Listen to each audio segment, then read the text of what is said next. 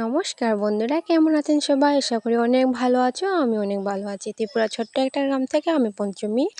বন্ধুরা, আজ সকাল সকাল সমস্ত কিছু কাজ করে স্নান করে নিয়েছি। এখন রান্না বসিয়ে দিয়েছি। আর তোমাদের দাদাভাই দেখো এদিকে মাছ নিয়ে এসেছে এখন। তো কেন মাছ নিয়ে আসা হলো, ঘরে আগে মাছ থাকা সত্ত্বেও ওটাই বলবো।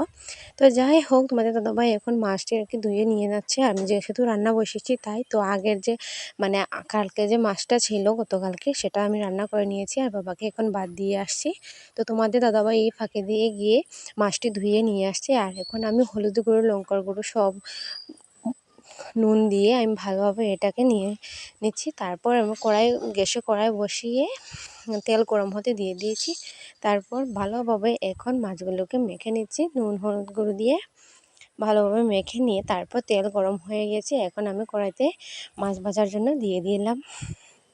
তারপর যখন মাছ ভাজা বসিয়েছিলাম তখন তিন্নিমা আর কি হঠাৎ করে কান্না শুরু করে দিল খাওয়ার জন্য। তো আমি তিন্নিমাকে এখন খাওয়ার জন্য বসিয়ে গিয়েছি, খাওয়াচ্ছি তিন্নিমাকে। আর তোমাদের দাদাভাই এদিকে মাছ ভাজাগুলো করছে। তো বন্ধুরা, বিষয়টা হলো এমন যে বাবা আর কি আগের দিন মাছ নিয়ে এসেছিলো আর কি, মৃগা মাছ, যেটা আমার এখন খাওয়া নিষেধ।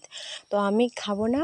তো তোমাদের দাদাভাই কীর্তনে ছিল, পরের দিন এসেছে। আর পরের দিন সকালে এসে তোমাদের দাদাভাই কাতলা মাছ এনেছে। যেহেতু আমি খাচ্ছি না, ও খাচ্ছে না, তোমাদের দাদাভাইও খাচ্ছে না, একা একা ভালো লাগছে না তাই বলছে। তো সেই কারণে আর কি কাতলা মাছটা নিয়ে আসা। তো তোমাদের কাছে ভিডিওটা কেমন লেগেছে অবশ্যই কমেন্টে জানি। ভালো লাগলে লাইক কমেন্ট শেয়ার করতে ভুলো না। দেখা হচ্ছে পরবর্তীতে, ততক্ষণের জন্য বাই। আর বাবাকে লাস্টে দুধ দিয়ে দিলাম। টাটা।